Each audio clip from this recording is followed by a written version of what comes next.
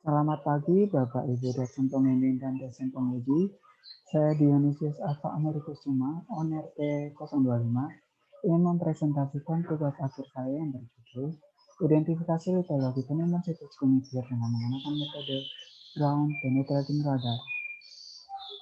Sebelum ke pembahasannya lebih lanjut, berikut adalah outline saya yang terdiri dari pendahuluan, teori dasar, metodologi, dan daftar pustaka. Pendahuluan.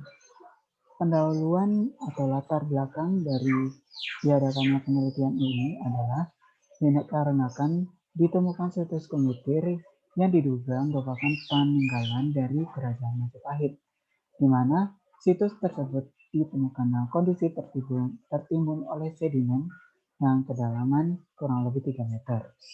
Sehingga dilakukan aplikasi dengan metode GPR, di mana metode tersebut dinilai cocok untuk digunakan dalam penelitian litologi yang menyebabkan penimbunan dari situs kumitir tersebut. Dan sebelumnya telah banyak penelitian mengatakan bahwa metode GBR memiliki beberapa keunggulan, yaitu yang merupakan metode yang bersifat non-destruktif, sensitif terhadap konduktivitas dan permisivitas, dan memiliki resolusi yang tinggi. Kemudian, telah banyak dilakukan penelitian dengan metode GPR untuk memetakan stratigrafi atau litologi dan juga untuk mengetahui eksistensi suatu situs. Dan dengan metode GPR yang memiliki antena 500 MHz, metode tersebut mampu menghasilkan kedalaman 3 hingga 4 meter. Kemudian perumusan masalah. Yang pertama, bagaimana kedalaman dan faktor yang mempengaruhi kedalaman pada visualisasi data GPR di wilayah situs kumitir. Kemudian bagaimana litologi penyebab tertimbunnya situs kumitir melalui visualisasi data GPR. Bagaimana pelurusan litologi wilayah situs kumitir melalui visualisasi data GPR. Dan terdapat beberapa batasan masalah, yaitu ada penelitian dilakukan dengan luas 12,5 hektar dengan koordinat tersebut. Kemudian penelitian dilakukan untuk mengidentifikasi litologi di wilayah situs kumitir. Kemudian perangkat lunak yang digunakan adalah ReflexW untuk pengolahan data dan juga Surfer dan LeapFrog untuk pemodelan. Kemudian tujuan dilakukan penelitian ini yang pertama, mengetahui kedalaman dan faktor yang mempengaruhi kedalaman pada visualisasi data GPR di wilayah situs kumitir, mengetahui litologi penyebab tertimbunnya situs kumitir melalui visualisasi data GPR, dan mengetahui kelurusan litologi wilayah situs kumitir melalui visualisasi data GPR. Teori dasar yang pertama adalah geologi regional. Dalam geologi regional ini, dapat terlihat bahwa situs kumitir terletak pada wilayah dengan kotak merah, di mana di wilayah ini situs kumitir tepat berada di atas 8 gunung api kuarter atas, di mana gunung api kuarter atas merupakan formasi yang terdiri dari breksi, kemudian batuan tuff, dan juga campuran dari batuan lava. Nah, menurut Aditya Liuliantoro Suprapta menunjukkan bahwa situs kumitir yang dekat dengan ibu kota dengan kota Trawulan dicanangkan sebagai wilayah yang terdapat pada endapan aluvial dari hasil gunung api Anjas Moro. Dan jika melihat dari peta geologi regional, terdapat gawir di sini dari gunung api Anjas Moro yang menunjukkan adanya longsoran dengan arah ke utara. Setelah kami melakukan peninjauan lebih lanjut ke wilayah tersebut, dapat ditunjukkan adanya 4 lapisan dari outcrop yang ada di wilayah situs kumitir, di mana yang paling atas adalah batuan pasir yang kemudian disusun oleh batuan pasir konglomerat, kemudian batuan tuff dan batuan lempung. Dan pada masa kerajaan Majapahit, orang Majapahit mengklasifikasikan tanah menjadi 4 bagian, yaitu tanah Brahmana yang dinilai layak untuk didirikan bangunan, di mana secara geologi mengandung lempung. Kemudian tanah Ksatria, yaitu tanah yang dinilai layak untuk didirikan bangunan, yang secara geologi berwarna merah dan asam. Kemudian tanah Waisya, dinilai tidak layak untuk didirikan bangunan, ini dikarenakan secara geologi mengandung pasir, garam, dan berwarna kuning. Kemudian tanah Sudra juga dinilai tidak layak karena mengandung lumpur dan berwarna gelap. Menurut Mundarjito tahun 1993. Kemudian teori dasar untuk prinsip kerja dari metode GBR. Menurut Robinson, dapat dilihat di gambar ini, di mana GBR memancarkan gelombang elektromagnetik melalui transmitter dengan waktu tertentu yang kemudian akan terpantulkan pada lapisan batuan tertentu. Dan hasil pemantauan tersebut akan diterima oleh receiver, di mana GBR ini akan membaca dengan domain waktu. Kemudian jika ada anomali, akan terpantulkan pada anomali tersebut dengan waktu tertentu. Dan menurut Beres dan Henny yang telah melakukan penelitian interpretasi dengan menggunakan metode GBR, di sini ditunjukkan beberapa pola yang menunjukkan adanya pola yang merepresentasikan litologi dari suatu batuan. Dan jika melakukan korelasi dengan batuan yang ada di situs Kumitir, batuan situs Kumitir mayoritas terdiri dari batuan pasir dan juga batuan lana lempung. Dan juga gravel. Maka di sini kemungkinan akan terjadi adanya pola dari simple layer yang terdiri dari paralel, wavy, dan homogene. Nah, interpretasi berikut ini.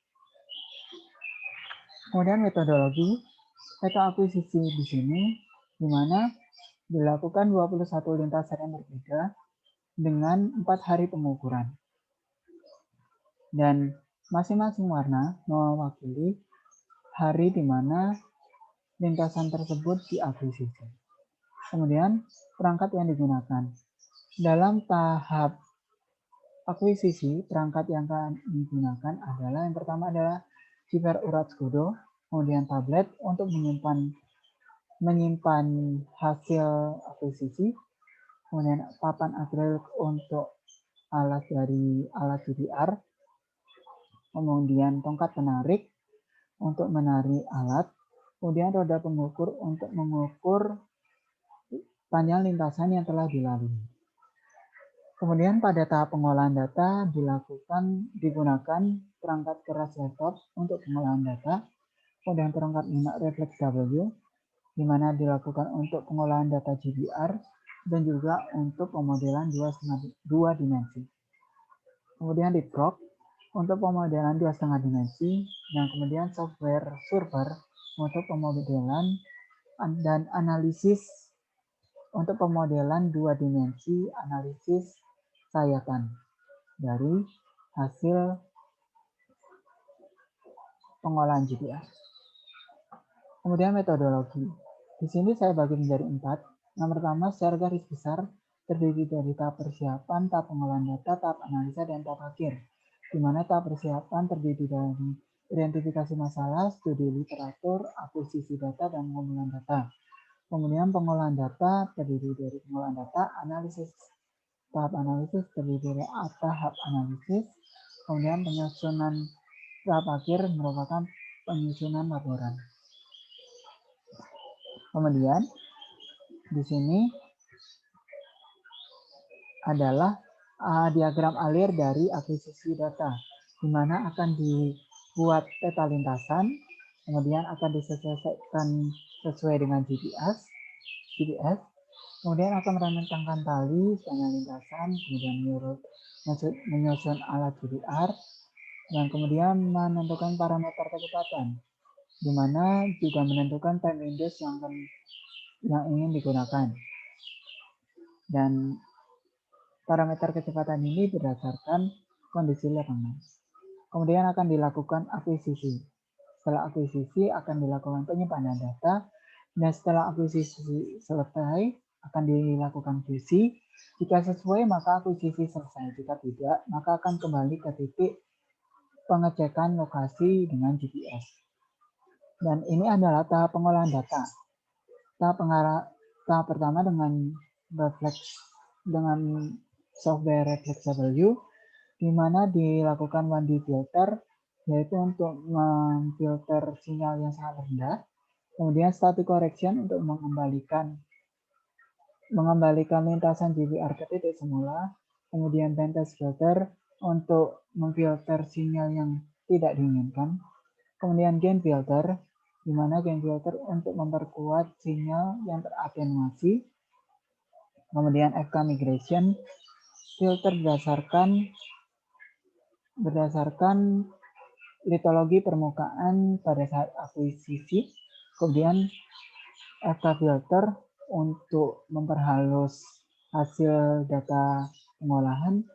Dan kemudian picking, di mana picking ini akan disesuaikan dengan wiggle dari data yang telah diolah. Jika sesuai dengan wiggle-nya, maka akan berlanjut ke time to date impression berdasarkan hasil picking. Jika tidak akan kembali ke picking. Kemudian pada software server, di sini akan dilakukan sayatan 2 dimensi, di mana sayatan ini akan mempresentasikan litologi yang terinterpretasi berdasarkan data dari pengolahan software Reflexable View. Di mana di sini telah saya tunjukkan peta sayatan, di mana warna biru ini adalah sayatan dari pemodelan 2 dimensi dengan menggunakan software super. Kemudian akan dilakukan pemodelan 2,5 dimensi dengan software Evox. Kemudian di sini adalah tahap interpretasi. Dalam tahap interpretasi ini terdapat input 2 dimensi, kemudian input 2,5 dimensi. Input 2 dimensi akan menghasilkan penggambaran batas litologi, dan setengah dimensi akan menentukan korelasi antar lintasan. Dan akan dilakukan interpretasi, di mana interpretasi ini akan didukung oleh data pendukung berupa data bore dan data stratigrafik. Dan kemudian akan dilakukan pembahasan. Dan sekian adalah pembahasan dan juga dari proposal dari penelitian saya. Dan ini berikut adalah daftar pustaka yang saya gunakan. Dan sekian, terima kasih. Tidak lupa mengutip dari quote kami, Exploring the Earth, Empowering the Society. Terima kasih.